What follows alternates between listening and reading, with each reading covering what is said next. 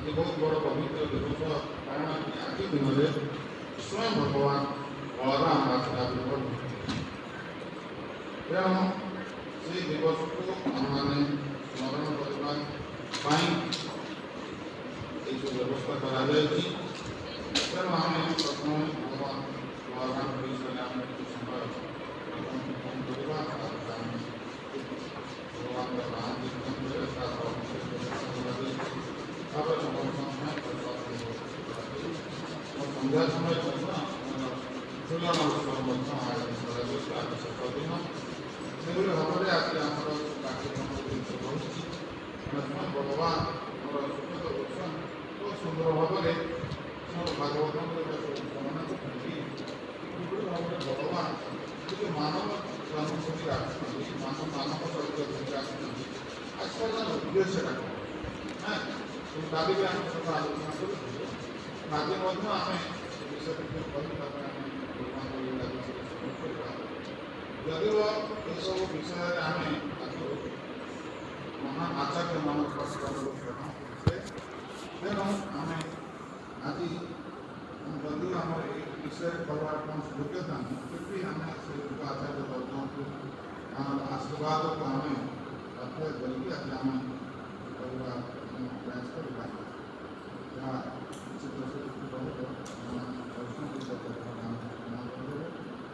ଆଶୀର୍ବାଦ କରି ଭାବରେ ଆମେ ଭଗବାନଙ୍କ ବିଷୟରେ ଆମେ କରିବାକୁ ଆମେ ସକ୍ଷମ ହେବା।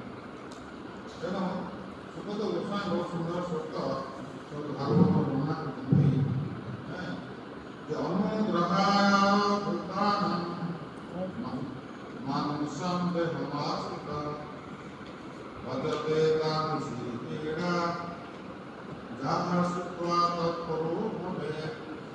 ସୁଖଦ ଗୋସ୍ୱାମୀ କହୁଛନ୍ତି ଭଗବାନ ମାନବ ଏରା କାହିଁକି ଭଗବାନ କରନ୍ତି?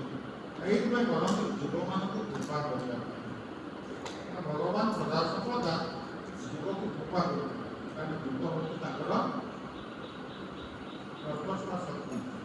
ଆମ ଭଗବାନଙ୍କର ପ୍ରକୃଷ୍ଟ ଶକ୍ତି, ଭଗବାନଙ୍କର ଅନ୍ତରଙ୍ଗା ଶକ୍ତି ଅଛନ୍ତି, ବହିରଙ୍ଗା ଶକ୍ତି ଅଛନ୍ତି ଏବଂ ଜୀବମାନଙ୍କର ପ୍ରକୃଷ୍ଟ ଶକ୍ତି। ଆମେ କୂଳରେ ଅଛୁ, ଆମେ ଚାହିଁଲେ ଆମେ ଅନ୍ତରଙ୍ଗା ଶକ୍ତି ଭିତରେ ପ୍ରବେଶ କରିପାରିବା, ଆମେ ଯଦି ଚାହିଁବା ଆମେ ବହିରଙ୍ଗା ଶକ୍ତି ପ୍ରବେଶ କରିପାରିବା। ସେଟା ଆମର ଦୁଇଟିଙ୍କ ଉପରେ ଡିପେଣ୍ଡ କରେ ଏବଂ ଆମର ଇଚ୍ଛା ଉପରେ ନିର୍ଭର କରେ। ଯେତେବେଳେ ଆମେ ଭଗବାନ ଆମକୁ ସ୍ୱାଧୀନ ବି ଦେଇଛନ୍ତି, ଅନୁସ୍ୱାଧୀନ ଦେଇଛନ୍ତି। ସେ ଅନୁସ୍ୱାଧୀନକୁ ଆମେ ଯଦି ସଦୁପଯୋଗ କରିବା ତାହେଲେ ଆମମାନେ ଅନ୍ତରଙ୍ଗା ଶକ୍ତି ଭିତରେ ପ୍ରବେଶ କରିବା। ଯେତେବେଳେ ଭଗବାନଙ୍କୁ ଦେଇଥିବା ଆମକୁ ଏଇ ଅନୁସ୍ୱାଧୀନ ଯେତେବେଳେ ଆମେ ମିସୟୁଟିଲାଇଜ୍ କରିବା ତାହେଲେ ଆମେ ବହିରଙ୍ଗା ଶକ୍ତି ଭିତରେ ଆମେ ପ୍ରବେଶ କରିବା। ଆମେ ତଟରେ ରହିଛୁ, କୂଳରେ ରହିଛୁ। ତେଣୁ ଆମେ କିଭଳି ଭାବରେ ଅନୁସ୍ୱାଧୀନତାକୁ ବେଷ୍ଟ ୟୁଟିଲାଇଜ୍ କରିବା, ସେଥିପାଇଁ ବି ଭଗବାନ ଜୀବକୁ ସଦା ସର୍ବଦା କ'ଣ କରୁଛନ୍ତି? ଅନୁଗ୍ରହ। ଯେମିତି ଅନୁଗ୍ରହ କରି ମାନବ ଜନ୍ମ ଦେଇଛନ୍ତି, ପୁଣି ଅନୁଗ୍ରହ କରି ସାଧୁ ରୂପରେ ଭଗବାନ ଆସିଲା ଶିକ୍ଷା ଦେଉଛନ୍ତି, ପୁଣି ଅନୁଗ୍ରହ କରି ଭଗବାନ ତାଙ୍କର ମାନବ ଶରୀର ଧରି ଉଦ୍ଦେଶ୍ୟ ହେଉଛି କ'ଣ? କେବଳ ଜୀବକୁ ଅନୁଗ୍ରହ କରିବା। ଆମ ଅନୁଗ୍ରହ କଲେ ଆମେ କ'ଣ କରିବା ନା ଆମେ ଭଗବତ ସେବା, ଭଗବତ ଚିନ୍ତାରେ ନିଯୁକ୍ତି ହୋଇ ଏଇ ଅନ୍ତରଙ୍ଗା ଶକ୍ତି ବା ଭଗବତ ମହାବିଦ୍ୟାର ପ୍ରବେଶ କରିବା। ସେଥିପାଇଁ ଭଗବାନ ସେଇ ଉଦ୍ଦେଶ୍ୟରେ ଆମକୁ ଦେଇଛନ୍ତି କ'ଣ? ମାନବ ଶରୀରଟା ସେଇ ଉଦ୍ଦେଶ୍ୟରେ ଦେଇଛନ୍ତି, ଆଉ କେଉଁ ଉଦ୍ଦେଶ୍ୟରେ ଦେଇନାହାନ୍ତି। କାରଣ काम से न इंद्रिय लाभ दिवे तथा जीव से तत्व जिज्ञासा न दर्शन करूँ तो प्रहलाद महाराज कहले पाद प्रभुरूप मत प्रहलाद महाराज से देखी आम सब काम प्रति कौन करे अवहेला कर आम सब जिन प्रति अवहेला कर भगवान सेवा प्रति अवहेला कर फाइनाल कथा कौन ना फाइनाल कथा शरीर प्रति वैराग्य आत्मा प्रति अनुराग वर्धित हेले आम भौतिक जगत आम कौन करना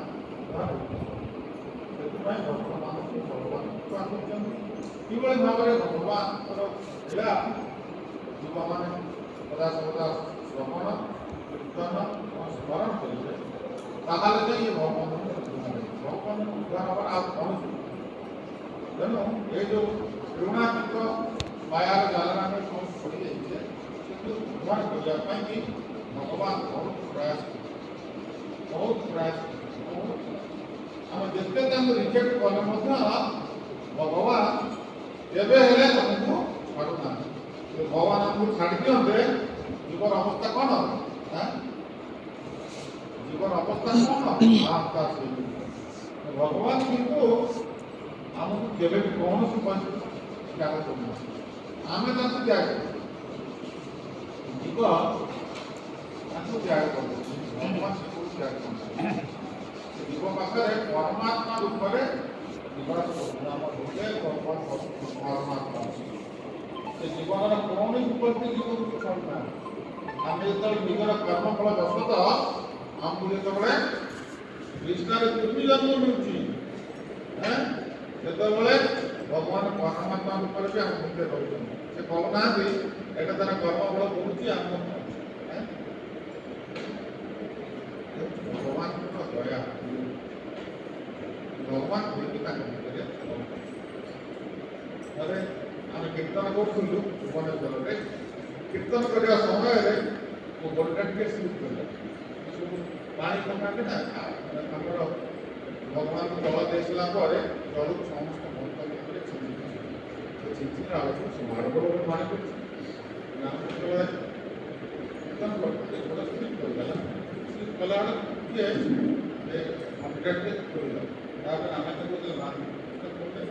बैंड बांध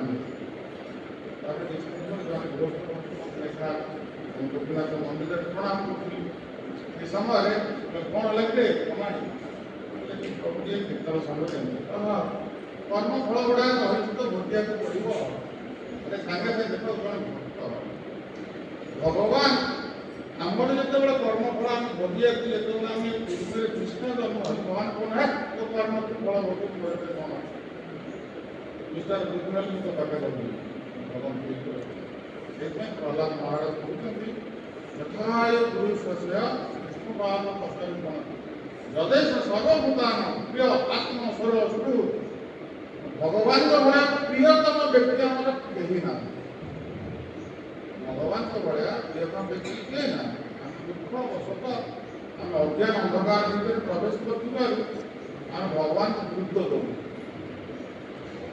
खाली आलोचना करते भगवान बलराम निजर परिचय दौरान सी भी भगवान भगवान बलराम भी भगवान कृष्ण भी भगवान से दी भगवान भितर फरकटा कौन अच्छी जड़े सेव्य भगवान आउ जड़े सेवक भगवान बलराम कहले सेवक बलराम जो पचारे किए से कहते बोले कृष्ण दास निजक परिचय दिखती कृष्ण दास आउ किसी परिचय से दिखती आधार कार्ड लिखाई कृष्ण दास कृष्णकर नित्य सेवक आम आमको साधु आचार्य आम पक्षे केते चेष्टा करमको कौन ना कृष्ण दास करने आम कृष्ण दास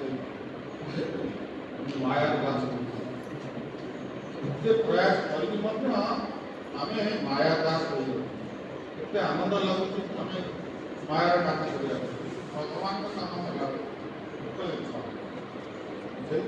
भगवान जीव को अनुग्रह करने ମାନବ ଶରୀର ପ୍ରଦାନ କଲେ ନିଜେ ମାନବ ଶରୀରକୁ ଧାରଣ କରି ଆସିଥିଲେ କିନ୍ତୁ ଭଗବତ ଗୀତାର ଭଗବାନ କ'ଣ କହିଲେ ଅବଜାନନ୍ତି ମାନୁରା ମାନୁଷୀಂ ଧର୍ମାର୍ଥ ପରମ ଭାବ ଅଜାନନ୍ତି ମମ ଭୂତ ମହେଶ୍ୱର ଭଗବାନ କହୁଛନ୍ତି ଯେତେବେଳେ ମାନବ ରୂପ ଧାରଣ କରେ ଯେତେବେଳେ ବୁଢ଼ମାନେ ବୃଦ୍ଧମାନେ କ'ଣ ମତେ ଅବଜ୍ଞା କରେ ଅପହାସ୍ୟ କରନ୍ତି ଭଗବାନ କୃଷ୍ଣ ଆସିଥିଲେ ତାକୁ ସମସ୍ତେ କ'ଣ କରୁଥିଲେ ଶିଶୁପାଳ ଦମବସ୍ତ୍ର ଆଦି ଜରାସନ୍ଧା କଂସ ଭଗବାନ କ'ଣ କରୁଥିଲେ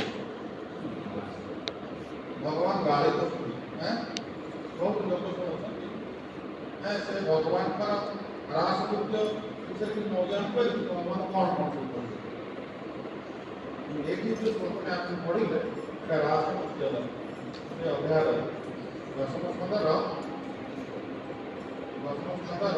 ହେଉଛି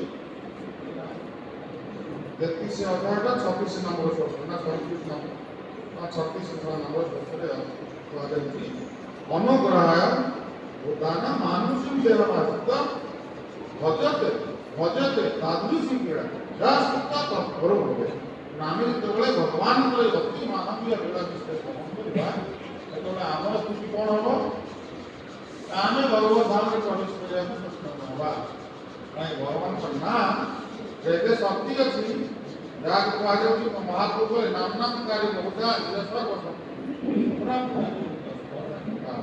ଭଗବାନ ଏତେ ଦୟା କରୁଛନ୍ତି ସ୍ମରଣ କରିବାକୁ କୌଣସି ସମୟ କାଳ ଜୀବନ ନାହିଁ ଯେକୌଣସି ସମୟରେ ଭଗବାନ ସ୍ମରଣ କରୁଛନ୍ତି ତେଣୁ ଏ ଭଗବାନଙ୍କ ପାଖରେ ଯେତିକି ଶକ୍ତି ଅଛି ନାମ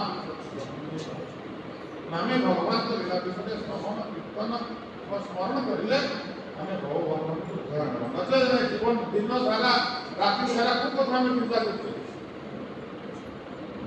এই ବିଷୟ ଘର ସେଇ କଥା ସବୁଦିନ ଆମେ ଚିନ୍ତା କରୁ ସେଇ କାମ କରୁଛୁ ଭଗବାନ ମାର୍ଗଙ୍କ ଉପରେ କ'ଣ ପୁନଃ ପୁନଃ ସ୍ୱାର୍ପିତ ଚରଣ এই বস্তু କ'ଣ କରେ ଦୁଇ ଜଣଙ୍କା ଚୋବେଇ ଦେଲେ ଥୋଇଦେଲେ ପୁଣି କାଲି ସକାଳେ ସେଇ ଖାଲି ଚୋବଉ ଦେଉଛି କିଛି ରସ ନାହିଁ ଶୁଷ୍କଟା ଖାଲି ଚୋବେଇ ଚୋବେଇ ଚୋବେଇ ଚୋବେଇ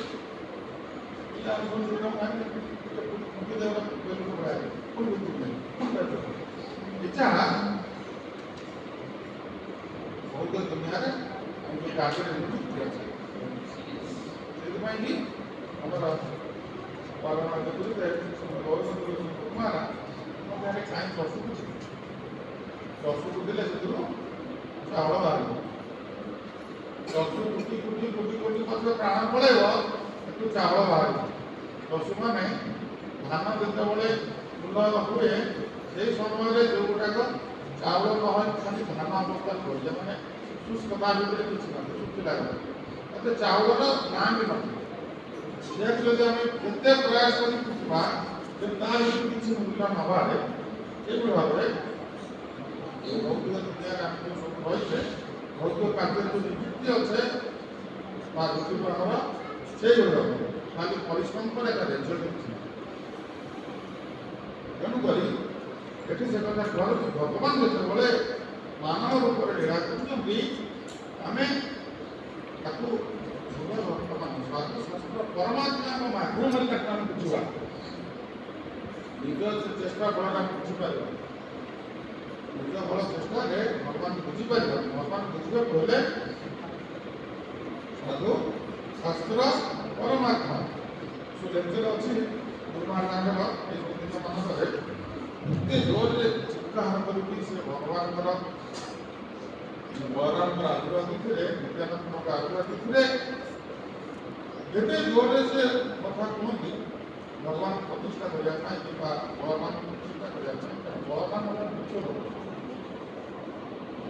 ବଳରାମଙ୍କର କୃପା ନ ପାଇବା ପର୍ଯ୍ୟନ୍ତ କୃଷ୍ଣଙ୍କୁ ବୁଝି ହେବନି ସେଥିପାଇଁ ଆମେ ଯେଉଁ କହୁଛୁ ଗଣନା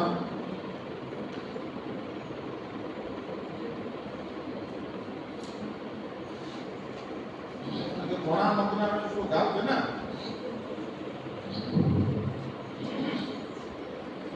ଭଗବାନଙ୍କର ଆମେ ଯେଉଁ ସ୍ତୁତି କରୁଛେ ଭାଗବତ କ୍ଲାସ୍ ପୂର୍ବରୁ ସେଥିରେ ଆମେ କ'ଣ କହୁଛେ रूपम करोति वाचालं बंधुम लंघयते गिरि यत्कृपा तमो वन्दे परमानंद माधव। गुरु माने ता भितर गोटे अलग जिनिस पुरेଇ ଦେଇଛନ୍ତି। କ'ଣ ଅଲଗା ଜିନିଷଟା? ଶ୍ରୀ ଗୁରୁ ଜୀବନଦାନ। ଆଜି ତାଙ୍କୁ ସେ କହୁଛନ୍ତି ସବୁ ପ୍ରକାର ଜାଣିଛନ୍ତି ପରମାନନ୍ଦ ମାଧବ କହିଲେ। ଗୁରୁଙ୍କର କ'ଣ ଗୁରୁତ୍ୱ ରହିଛି? ଭଗବାନ ବୁଝିବା ପାଇଁ କି ବଳରାମଙ୍କର କ'ଣ ଗୁରୁତ୍ୱ ରହିଛି ସେ ବିଷୟରେ ଆମେ କାଲି ଟିକେ ଅଳ୍ପ ଆମେ ଆଲୋଚନା କରିଥିଲେ। ତେଣୁ